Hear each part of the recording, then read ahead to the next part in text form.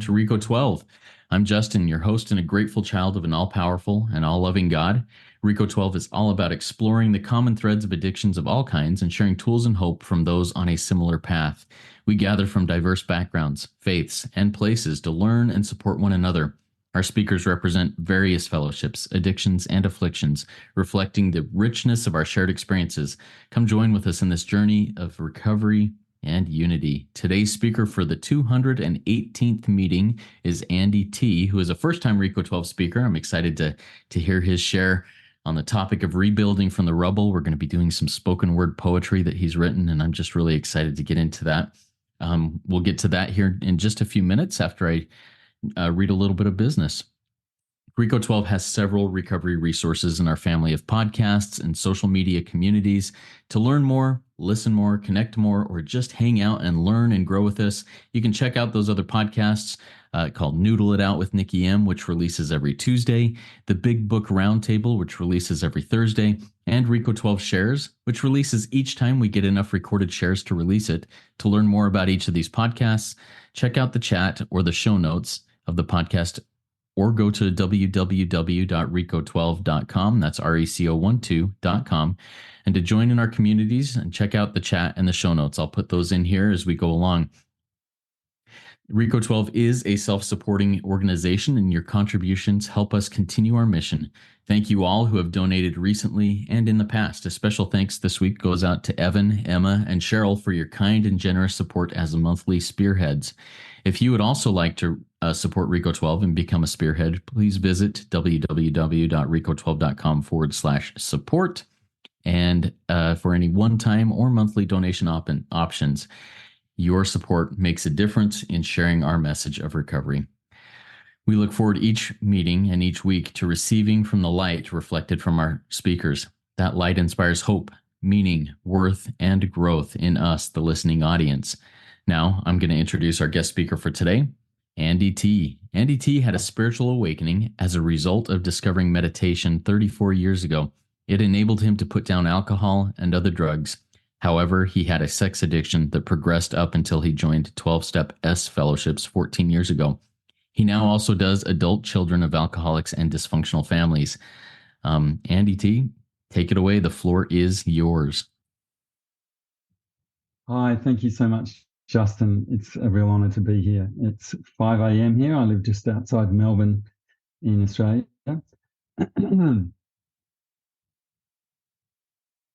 How I got addicted to pornography and how I'm healing from it. Two-dimensional, so easy, yet utterly unattainable, stirring a primal thirst which only a mirage could quench. So far outside the real world that I was gone, not home, and the only light on burned straight from the screen into my soul. Obsess, crave, resist, act. Obsess, crave, resist, act, regret. Again and again and again, my brain a pink-eyed mouse on a dopamine treadmill, spinning off its axis and into the jaws of a snake as old as Adam and Eve. There had to be something in there, a payoff so powerful that all that drained time, all that isolation, all that shame was worth it. Oblivion, to lose myself, to shake free from all the things I believed were right and to just consume instead, to burn like a dying sun, hoping that in the end my star would collapse back past the Big Bang. Despite years of intense meditation, countless new starts and promises, despite trying Prozac, hypnotherapy and psychic guidance, my star was collapsing. My gravity greater than my outward force. And on the other side, 12 stepping stones across the poison river, a river I have to keep crossing every day. 1. Hi, my name's Andy and I need help. 2. I cannot get better by myself. 3. Whoever you are that holds this room of people together, Please put me back together. 4. I dug with my pen, sifting through the fine sand of all memories, dusting off trauma's fragments, piecing together new meaning with the glue of self-responsibility. 5. Every relic, every sharp edge, every incomplete skeleton exhumed and witnessed. 6. Made ready for release. 7. Whoever you are that's inspiring this shadow archaeology, please take my axes, my predator's teeth and bones. They've rattled around inside me long enough. 8. Whom have I hurt? Healing inside, how can I help healing outside? Brave conversations. Number 9. Brave conversations, gentle text messages, incognito prayers. Responses ranging from venom to, I don't even remember, let it go. 10. A renovated house still needs maintenance. Mostly just self-checking and giving up the need to be right. 11. Whoever you, with a capital Y are, I'm remembering you. 12. And I hope that this poem may give another collapsing star hope. Epilogue. Today my devices are locked from adult content because in my head, porn's players were fantasy, not humanity, washing me down the river of disconnection and using women. No thanks. And who do I want to be for my beloved? Man or pink-eyed mouse?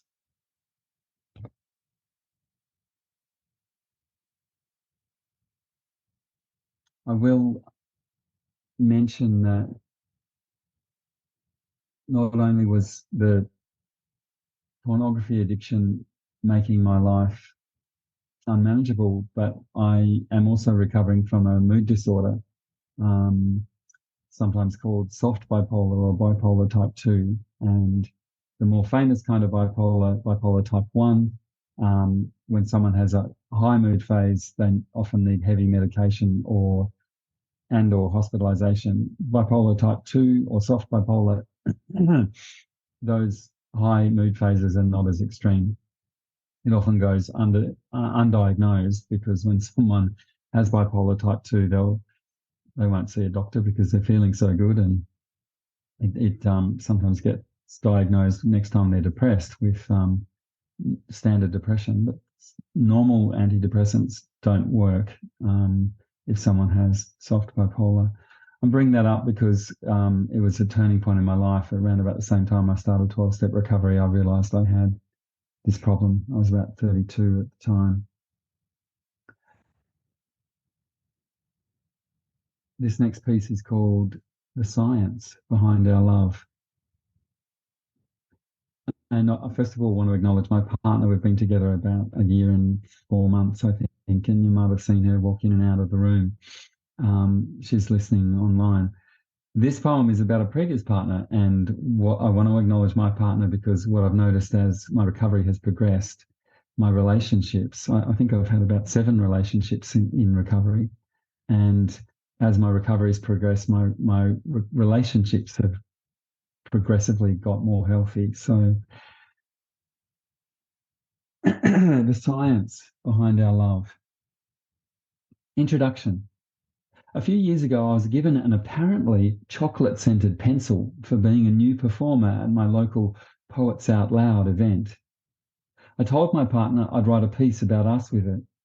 I sharpened and I began. It didn't smell at all. Clearly, the universe was telling me not to believe the myths about love. Fact. November 29, 2015. A3 pages blue-tacked to the ceiling above my bed. On them, marker-penned prayers asking to be delivered from falling into the arms of another woman. It was less than a week after the 13th breakup with my final wound mate. Fact.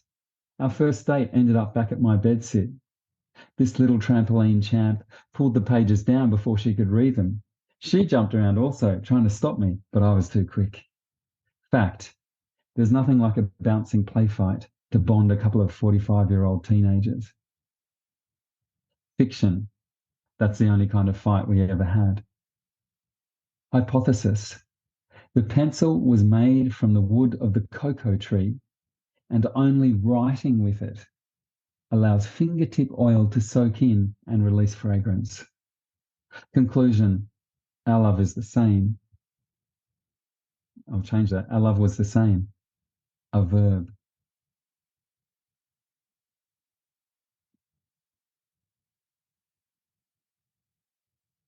I've chosen to call this set Rebuilding from the Wreckage, and there's a universal theme in mythology, probably most commonly remembered in the story about the phoenix that rises from the ashes of its own incineration.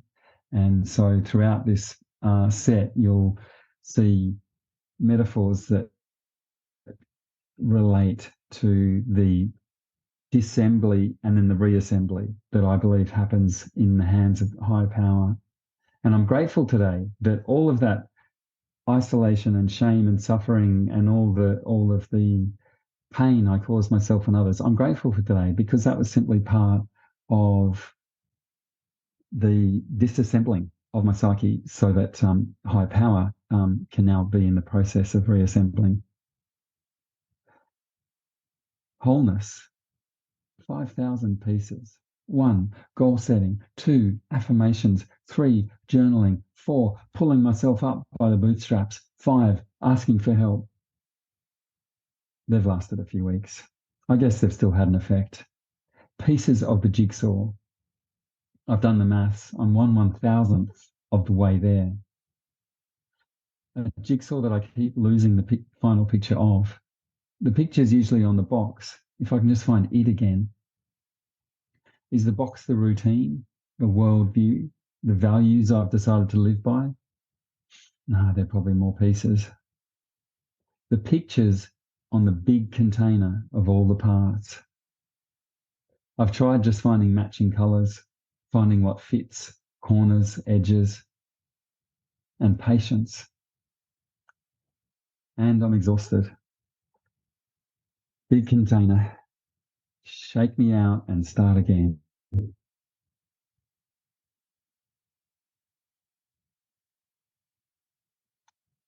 This next piece is relating to love addiction. And when I joined recovery, I identified primarily as a sex addict. And then when I started to get a little bit of sobriety from that, I could see I had a love addiction as well. And this is about a woman that before I met my current partner, I became completely addicted to because she was emotionally unavailable. And the drug of choice for my love addict is an emotionally unavailable woman. And this particular woman was into ethical non-monogamy, which is basically having multiple partners and being honest with all the partners about it. And I was so addicted to her that I could not think straight. I couldn't meditate. The butterflies in my stomach were so profound that I just couldn't meditate. This piece is called Rationalism for Butterflies. I have no control over the butterfly air show in my belly, equal parts delicious and scary, swirling, weightless, looping the loop in there. A flow to her of winged, flippity, floppity, irrational bubblingness, telling me she's the one. When I know that for now, she might be open to a second date.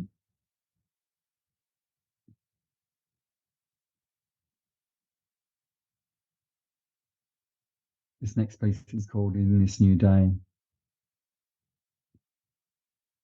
I never knew kryptonite would taste so good. I tried swearing off it, it just got stronger.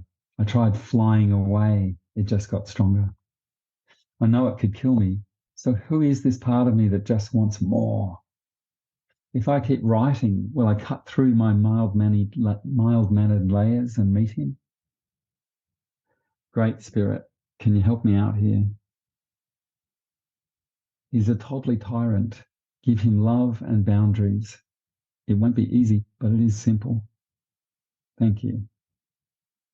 I've fallen apart to be remade one step at a time. Now, a precious piece of your panoramic picture, a unique cog in the cosmic clock of creation as it starts to strike midnight. I'm tired, relieved, proud, forging a gritty integrity yesterday and in this new day.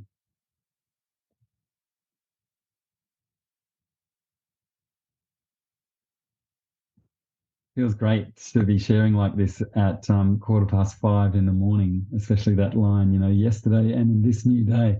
I guess for most of you, it's um, Friday afternoon.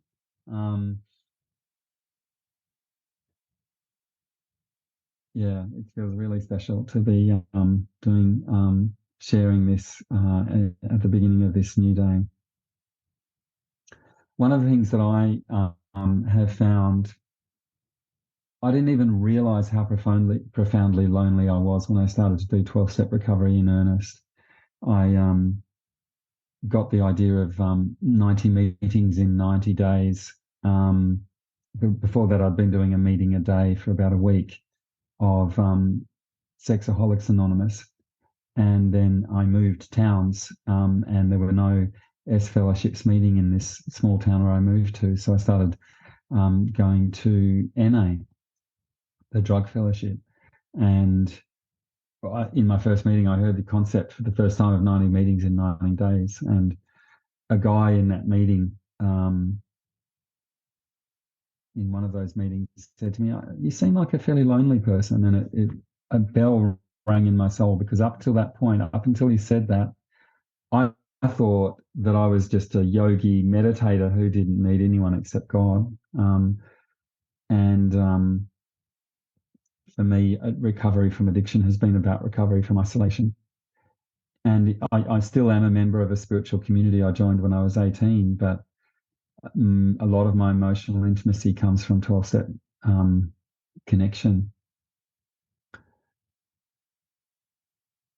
And so recovery from isolation means hearing others' stories. And what happened for me when I started to do a meeting a day was I felt compassion for the stories I was hearing. And the stories were different to mine, because I'd put down drugs and alcohol when I was 18. I'm sure if I hadn't put them down, I would have become an alcoholic and drug addict. But the spiritual awakening I had enabled me to put down substances. Nevertheless, I was hearing the stories of, former prostitutes, former armed robbers, former gutter junkies, and my compassion was so immense, and it increased my compassion bank. And that compassion bank, I was then able to show to myself. I was then able to show compassion to myself. So that's the power of meetings. The more meetings, the better. This piece is called "When the Wars Are All Over." Today I heard about a woman's aunt. Auntie Eleanor, aged 8, saw her big brother shot dead as he handed her onto the boat to escape from the war that was ricocheting around their heads. How does anyone live with that? Where does the pain go?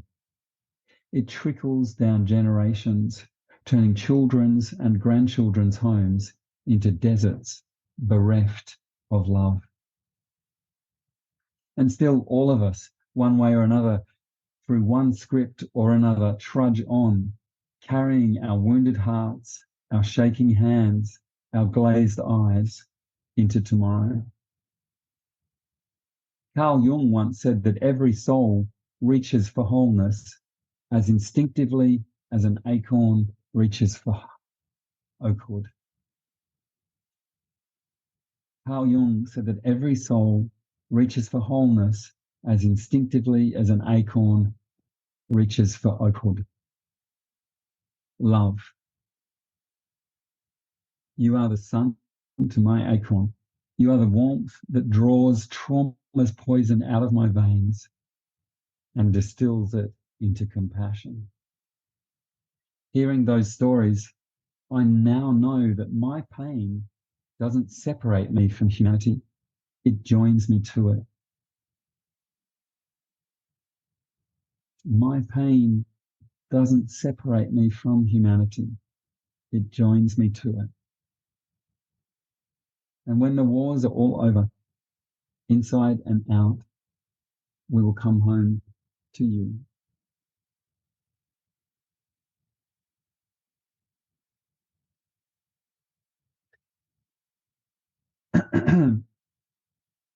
When I took on my spiritual lifestyle, I did it with a lot of intensity. And years later, I heard the term spiritual bypasser.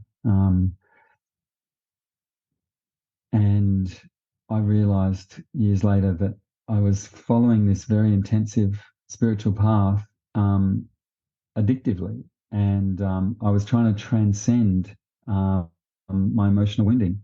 And naturally, addictive patterns because of unresolved emotional wounding snuck out. Even though I had a persona of a yogi, and I was wholeheartedly in love with God, and the big book of AA talks about a particular type of person who professes so much love for God but still reeks of alcohol. And that was me. And so the term spiritual bypasser is something that I am recovering from. And it's been 12-step recovery that's enabled me to get honest and put down the persona. I had a persona, a beautiful persona that I polished very carefully of an urban yogi and spiritual teacher. But I had a double life. And 12-step recovery is enabling me to disassemble that double life a day at a time. That's what this next poem is about. Is me. It's called Who's Afraid of the Big Bad Wolf?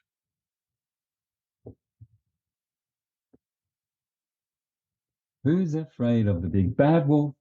There's no such thing as darkness, only lack of light. So I hid in the light, thinking that perfecting my persona was perfecting my soul, unaware that my beauty can never be free until she loves my beast. Cursed and lonely, he fought for my attention. But none are as blind as those who now see. In the end, he blew my house down so many times, I invited him in for tea. He told me Carl Jung once said, I'd rather be whole than good. So I took off my sheep's clothing, howled with my new friend in our grief, and together we followed a moonlit path through misty woods to the lake of self-forgiveness. Under this water, my light, my darkness, my beauty, my beast dissolve into grace, and we're one.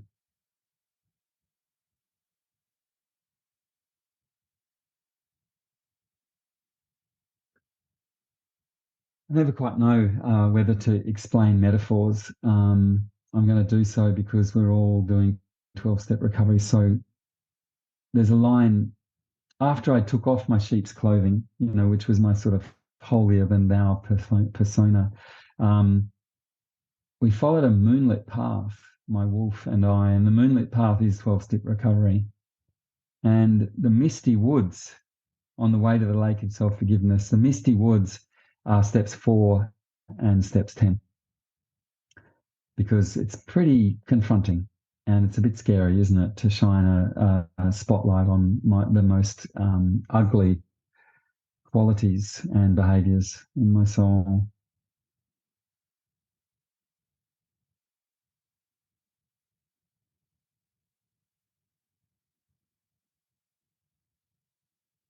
Justin, I just want to check. I've got a 3-minute poem, and You're I'm good. aware it's Yeah. 24 minutes past.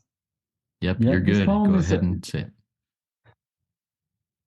this poem is it's a meditation on the divine feminine.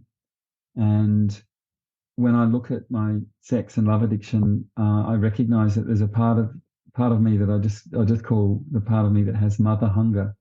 And what I love about 12-step recovery is it's a God of my own understanding. It doesn't have to be of any particular denomination or religious system. It's a God of my own understanding. And because I um, have that mother hunger, then I really needed to find a divine feminine that I could receive nurturing from. So this is what this poem is about. And I'd love to sit for even 20-second silence afterwards, just because this is my last poem of the set, and just to contemplate higher power as each of you listening and watching understand your higher power to be. As I understand her, foreign yet so familiar, innocent, alien to matter, you never eat, drink, or sleep. Most importantly, you never forget yourself. Once and forever, you pour your unlimited consciousness into a human vessel. Contact. You're telling me that I too have a home beyond this planet, that my body is just a space suit, and that like you, I'm a tiny star. You're taking me back into your rose gold red lap of light, weightless, oceanic, belonging, the apex of a vast, self-aware constellation, the brightest star surrounded by an egg-shaped force field of love, an entity silently humming with wisdom and warmth, magnetically drawn towards you. Old impressions of time and space dissolve as I move through your aura. Two stars quietly touching. I merge into your acceptance, your unquestioning kindness, your tenderness, celestial mother and child.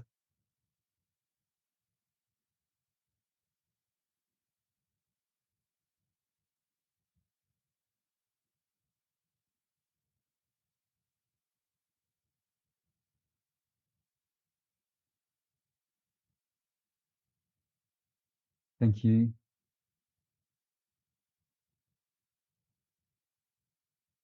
Thank you, Andy. Man, such good, powerful written, spoken words there. I really appreciate you sharing this, opening up your innermost self to us. Um, a reminder to our live audience, if you have any questions for Andy, please type them in the Q&A link there at the bottom of your Zoom window. Two speech bubbles over the top of each other. We'll get to those questions as we go along here. But I've written a few questions here for you, Andy, that I'd like to ask you and kind of dig a little bit into some of the maybe the phrases from some of these poems that you've got here, some of the ideas behind them, and just get a little bit more of background and depth in there. I don't know about depth, but a little bit more um, opening my mind to understand it a little bit better. So, in the first couple, you referred to the pink-eyed mouse, and I see that as like a lab rat, a lab mouse, whatever. But talk to us a little bit about how that relates to you in your own uh, addiction life, in your own recovery world. Talk to us a little bit more about the pink-eyed mouse. Yeah, sure.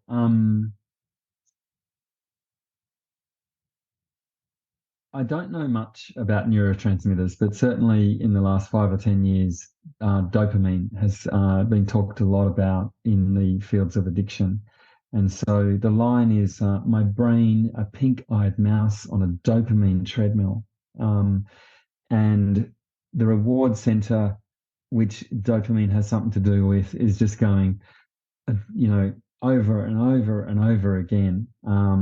And So it's a treadmill. And my experience with internet porn addiction was I could not get off it. And the first time I ever went on the internet, when the internet was a new thing, I was actually a visitor at a meditation center staying over for a night. And I said to the other brothers in the meditation center, "Oh, you guys have got the internet. I'd love to try it." And they said, "Sure." And they went to bed. And within 15 minutes of being on the internet, I was stuck on porn.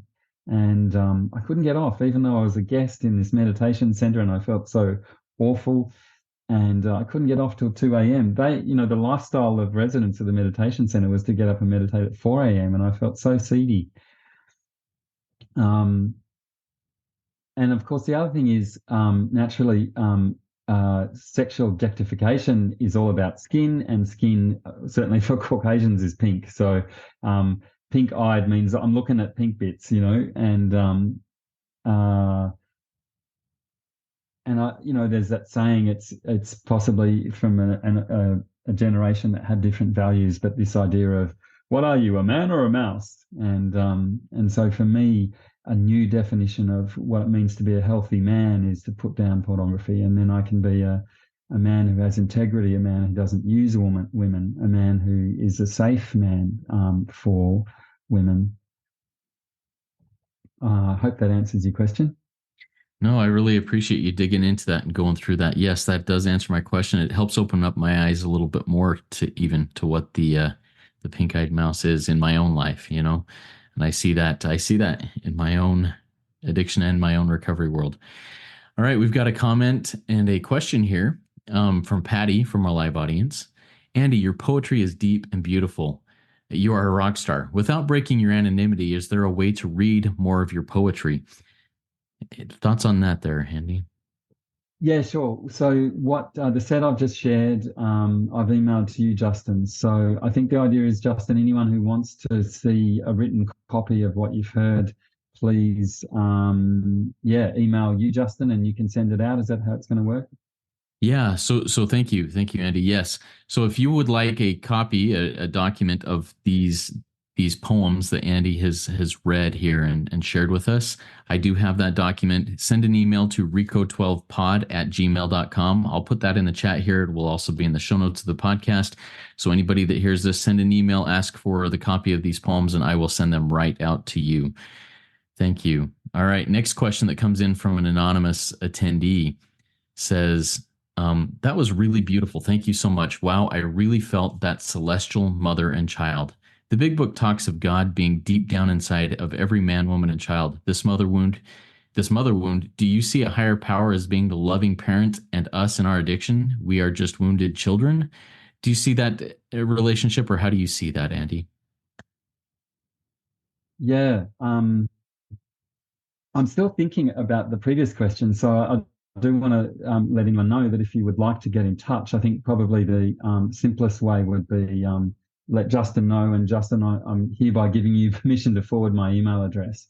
Um, Perfect. yeah. Now the current question, yes, I see that as exactly the case. Higher power is the loving parent, and when acting out on addiction, yeah, it's a wounded child, who at that point, I know for myself, at that point when I'm acting out on addiction, I'm a bit like an orphan, because I do the 12-step fellowship adult children of alcoholics and other dysfunctional families. And the idea in that fellowship is, um, my parents did the best they could with the tools they had. They may have been abusive, they may have been neglectful, they may have been all sorts of things. And now in 12-step recovery, I can get my needs met from my relationship with higher power. And that means I actually let my parents off the hook. Um, if my parents are still not available to be as supportive as ideal parents, then I can let them off the hook and go, you know what, I might even have to limit contact with them, or have no contact if they're still whatever, narcissistic or abusive or whatever. Um, but I have a loving parent. And so, yeah, I completely agree with your comment in that previous question. Thank you, Andy. I appreciate that, and that perspective is very helpful. Another question I pulled out of some of the things that you said. One of the things you said, my recovery from addiction was my recovery from isolation. Talk to us a little bit more about that. Uh, how did you, how do you now connect with others and stay out of that isolating tendency that, maybe someone of your personality type goes to, or maybe somebody who's in addiction just wants to isolate. How do you break out of that? Yeah, I certainly believe addiction lives in isolation. And those of you that have been around in the rooms for a while would have heard that the saying that connection is the opposite of addiction. Um, and growing up in a dysfunctional family, often a person, myself included, can get the idea that, okay, my caregivers aren't around one way or another to support me. So I have to just do it all on my own. So often people come into recovery with that same belief system, which is unconscious, which is I have to do it all on my own. And so um, my interpretation of step two, which I shared in the porn addiction poem, is I cannot get better by myself. So even if I'm an atheist, um, the higher power can be the collective energy of the group. Um, I heard a guy sharing the drug fellowship. His main message was, I'm an atheist and 12-step recovery still works because the collective of the group is a good enough higher power to get me well. So um,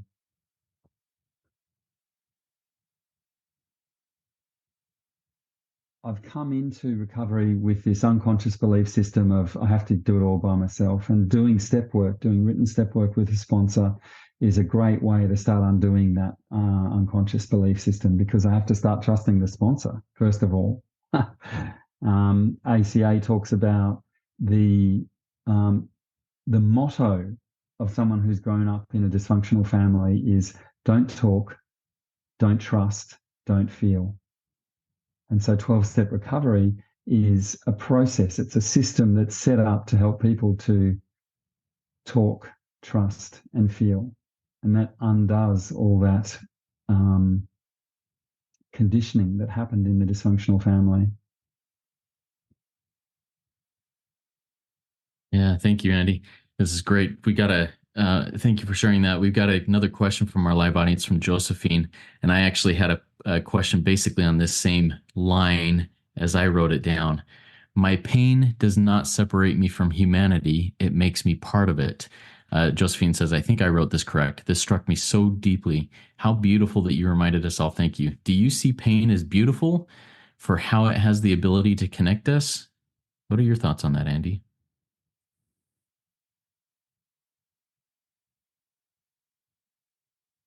Yeah, my partner says something that her sponsor says often to her. Um, Pain is inevitable, suffering is optional. Um, and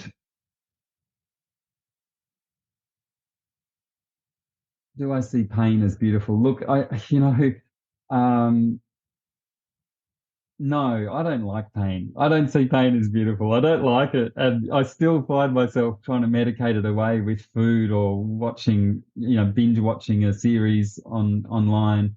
Um, I'm over a year and a half free of internet porn. But still, the self-sabotage can come in with, watching MA rated movies till, the wee hours of the morning. And I think that's some effort to medicate pain. But I know, maybe I need to, I thank you for that. Maybe I just need to start telling myself this pain is beautiful and let me feel it because I still find it really hard, when I still have this mood cycle and when the mood cycle dips low, um, it's just really hard to stay away from those self-medicating behaviors. When I can stay away from the self-medicating behaviors, if I can not watch the first movie like an alcoholic knows not to take the first drink, then the depression doesn't get worse. Um, And so yeah, I'm still a beginner with that, a beginner with feeling my feelings. I find it really hard. Yeah. Um, but something about the compassion of being able to witness others' pain without trying to fix it. Um, I now I'm a self-employed counselor, and in fact, the story about called "When the Wars Are All Over." That was actually in a counselling context that I heard about the woman's auntie Eleanor, who at age 8 saw her brother shot dead. I'm not sure if I've answered that question, but yes. Yeah, so I'd like to follow up on that question, maybe go a little for a little different angle because I also just want to see how this changed because the line and the way I wrote it down was owning that pain is a joiner, not a separator. Pain is a joiner, not a separator. How does owning that fact or recognizing that fact change things for you when pain is present or when you see pain in somebody else? Yeah, yeah. Um, I like the way you paraphrased that. Pain is a joiner, not a separator. Um,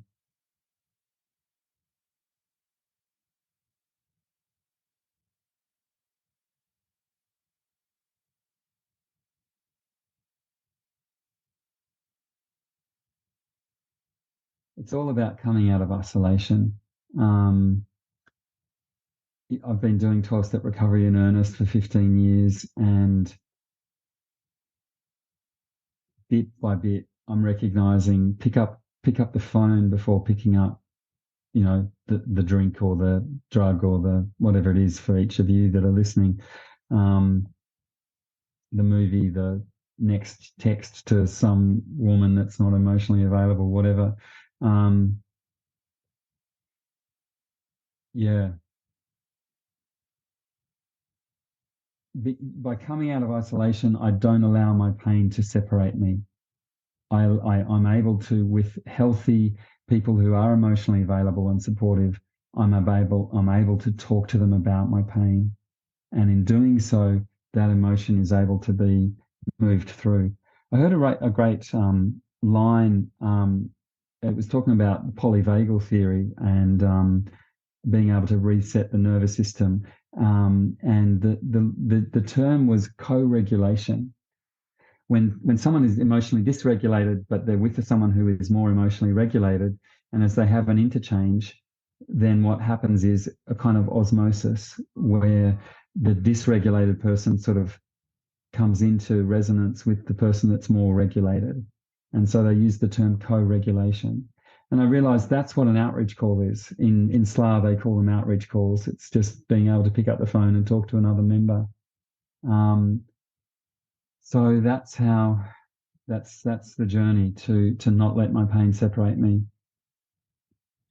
I thank you for sharing that and some of the actions that you can take when that pain happens to maybe not alleviate it, but share it and connect, join with others in that pain, and that's good. Another question, Andy, that comes in. It's actually a statement and asking for your opinion on this or your thoughts on this.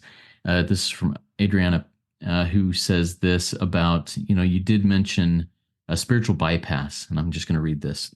Thanks, Andy, for your honesty. What are your thoughts on this? Since there is not a specific question, what this is. Sometimes I wonder if I'm taking the 12-step program as spiritual bypass when I am not consuming substances, but still I feel the hangover of emotions. I have to remember recovery is gradual for me right now. What are your thoughts on that insight that Adriana said? Mm, yeah, that's a really good question. I'm not sure if I have an adequate answer. My sense is, in general, particularly if someone's in recovery from substance addiction, the substance addiction can be so hectic, and so all consuming, that in early recovery, the person needs to do NA or whatever the fellowship is with that same level of intensity just to get through early recovery.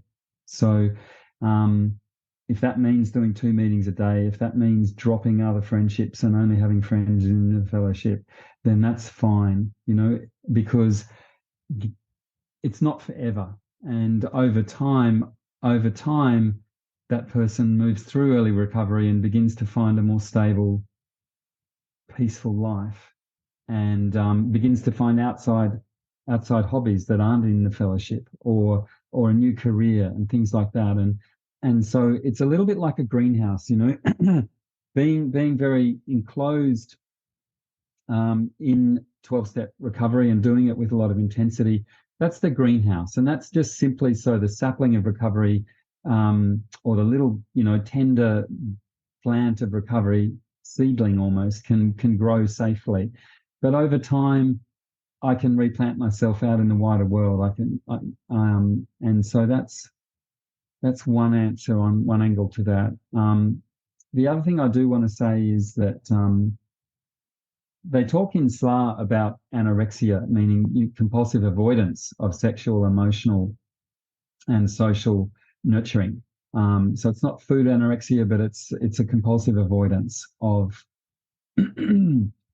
connection with others on all levels. And when someone has anorexia, a, a, a mentor of mine who sponsors people through SLA anorexia um, step work says it's important to do things very gently and at your own pace.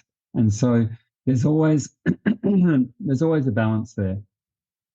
And lastly, I heard someone in the drug fellowship once say, in early recovery, I was doing recovery because I was so terrified of going back to what my life was. But there came a point where I realized I was doing recovery because my new life was so good that I didn't want to lose it. And so I think that may relate to the question. It's like it's almost like a turning point, isn't it? It's like fear of the past drives me, and I have that gift of desperation. And then recovery promises start to come true, and I've got this really lovely life. And that becomes the motivator. It's almost like initially there's the stick and then there's the carrot, and I'll leave my answer there. I hope that's helped. Yeah, I love the analogy that you made for early recovery in the greenhouse, being the fellowship of the greenhouse to really nourish and encourage growth and healthy, developing roots so that I can be planted in the next place, What a beautiful thing. And I also love that last little bit there about, um, I didn't make a note of it and it's gone, but it was really good. And I'm sure it'll come back to me because it was powerful. Um, Instead of fear of the past, yeah, doing yes, recovery my not as a result of fear of the past, but as a result of gratitude for the present life. Yeah, absolutely. That fear of the past turns into my past becomes my greatest asset as I move forward. It now helps me become who I can be. I love that. Thank you for sharing that, Andy. All right, I do have another question here for you. One more. We'll wrap it up here in just a second. You talked early about a diagnosis of, I think you called it soft bipolar. Tell us how 12-step work and recovery work has affected that diagnosis and how you deal with that or how you interact with that diagnosis. Yeah. I think if I didn't have 12-step recovery, I would look at that diagnosis as a life sentence. But because I have 12-step recovery, I'm able to say, hand on heart, just like I'm in recovery from addiction, I'm also in recovery from this mood disorder. And I can see that the highs are not as high as they used to be, and the lows are not as low as they used to be.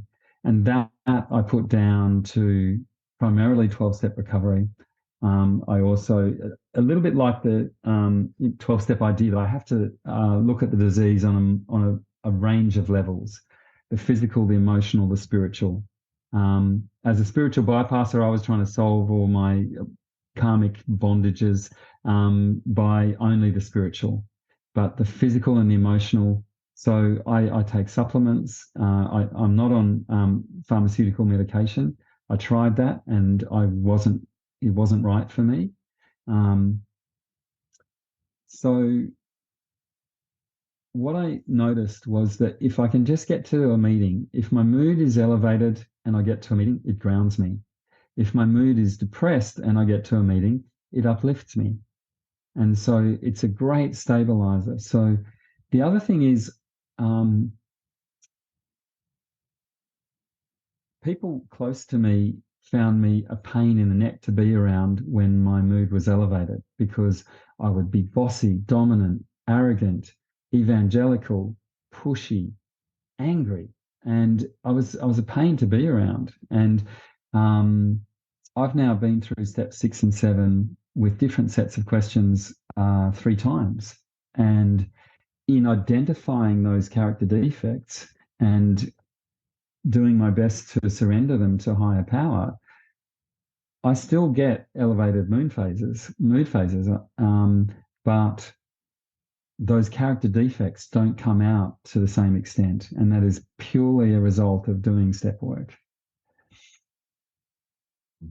Yeah, thank you for sharing that experience. I love your honesty there and your openness and your willingness to share that. That's really powerful, I think. So, Andy, you said you wanted to lead us out in a guided meditation followed by that longer version of the Serenity Prayer. Before we get to that, I'll do the closing reading and then we'll get to that and we'll close this out with that guided meditation and Serenity Prayer. Does that work for you? Yeah, perfect. Yeah. Perfect. I'm not going to switch Okay. out my microphone. I think it's going to be simpler to use these ones. Okay. Perfect. Sounds good. Sounds good. Okay, everybody. Thank you all for being here. A big thanks to Andy for a fantastic Rico 12 weekly speaker meeting. If we missed your question or if you have more, consider joining our WhatsApp community. You can email me there to join the WhatsApp community. You can email me the same email to get the poems, to get in contact with Andy. The email address is rico12pod@gmail.com. That's RECO12POD@gmail.com to join in the communication to get these information. Um, if you haven't already done so, please consider rating and reviewing the podcast on Apple Podcasts. It's a very powerful way to work Step 12 and helping us get this message out to more people who are struggling and who are suffering. Make sure to check out the Afro Euro recordings that Karen A hosts on many Wednesdays, where she brings in, it's a very similar setup to this, where she talks to people in the Afro Euro time zone and does it at a time that's conducive to them. And next Friday, we're scheduled to hear from another first time Rico 12 speaker, Beth E., who will speak to us on the topic of We Must Be Rid of Selfishness. I'm really looking forward to that. And stay tuned on the WhatsApp community and on our email list for more information there. And if you haven't already gotten on the email list, send an email to rico12pod@gmail.com. I'll add you to the email list and you can be notified of all of these meetings. Now let's launch off into the rest of our day with a guided meditation and a really cool version of the Serenity Prayer that Andy will say for us. Andy, go ahead and lead us off. Thanks, Justin. I'll just double check the amount of time I have. So my clock tells me I have 8 minutes. Perfect.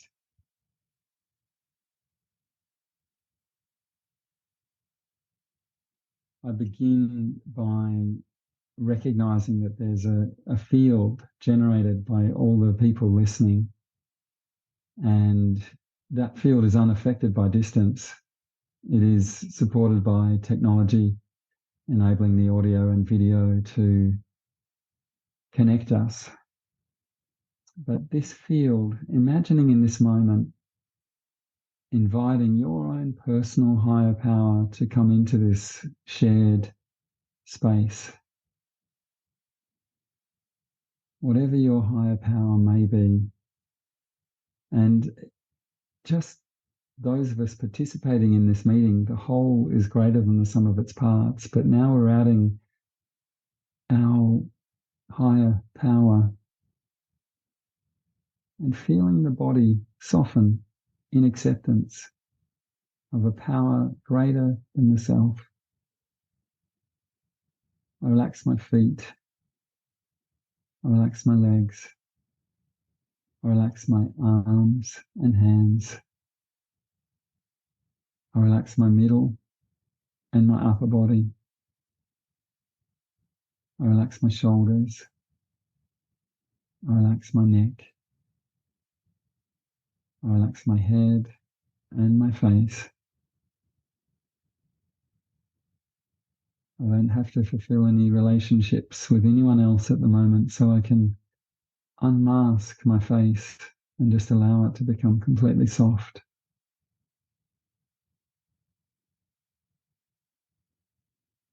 relaxing inside my head, I imagine if my brain was a fist, I imagine I'm gently unclenching it.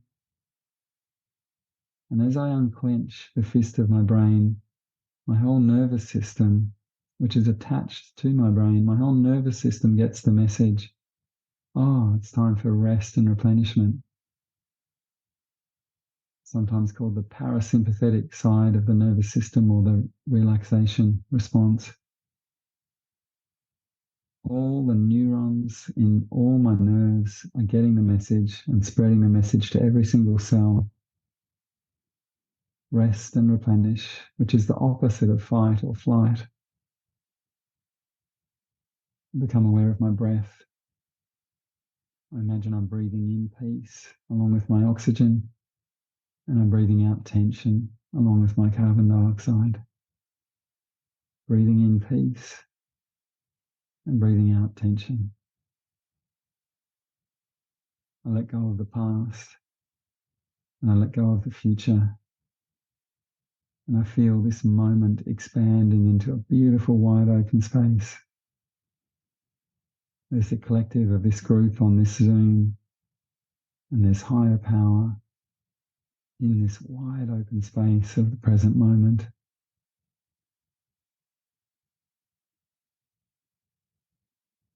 Step one, I let go completely of any denial that I am an addict. Step two, I know that there's a power greater than me. I'm feeling it in this collective, and it can restore me to sanity.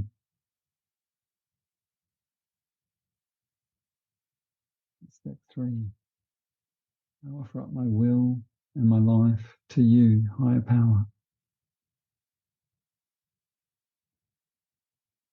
Addiction comprises of obsession, which is I can't stop thinking about something, and compulsion, which is I can't stop doing something. So in this moment, as I offer my will to you, God, I'm offering up my thoughts.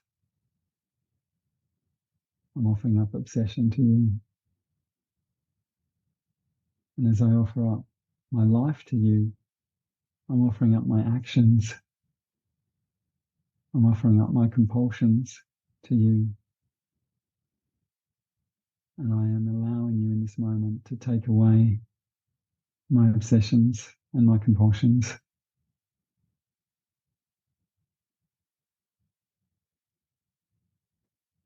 In offering my will, my thoughts, I let go of stinking thinking.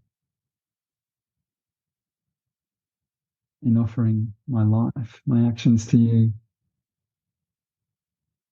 I ask you to help me when I don't even feel like it to get to a meeting, to make that call. I can't wait until my mood is better. I just have to do the action, and then my mood will follow.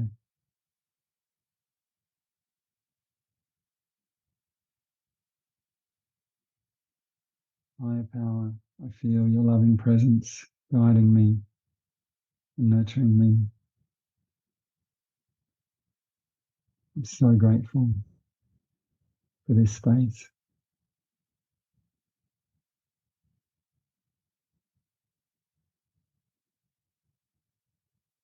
I imagine a light in my eye of spiritual understanding opening up into a vast expanse of red gold bliss.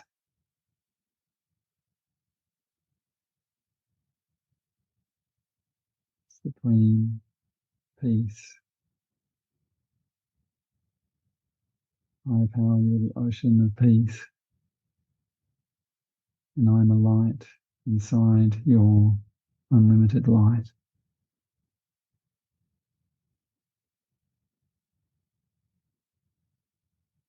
God, grant me the serenity to accept the things I cannot change, courage to change the things I can, and the wisdom to know the difference. Grant me the patience with the changes Grant me patience with the changes that take time, appreciation of all that I have, tolerance of those with different struggles, and the strength to get up and try again, one day at a time.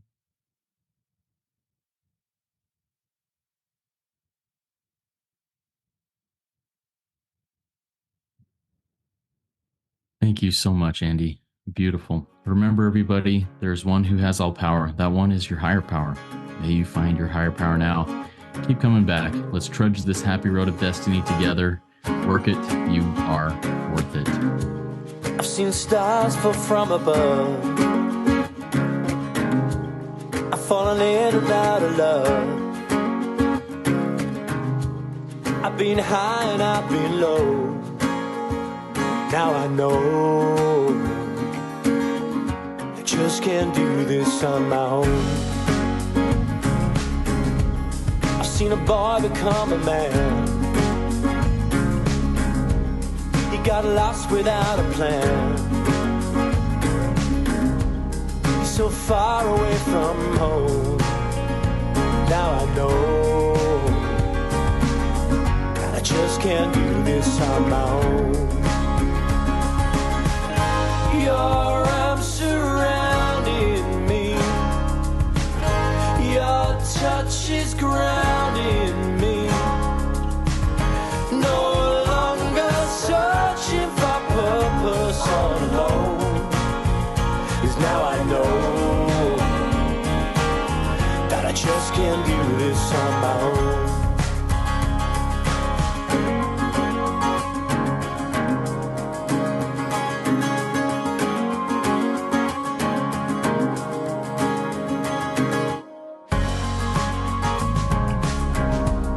I'm looking for the words to say. You make the world a better place, and I can call that place my home. 'Cause now I know that I just can't do this on my own. Your arms surrounding me. Your touch is grounding me. No longer searching for purpose all alone. 'Cause now I know that I just can't do this on my own. So let me see just what you need to set you free, so we can be.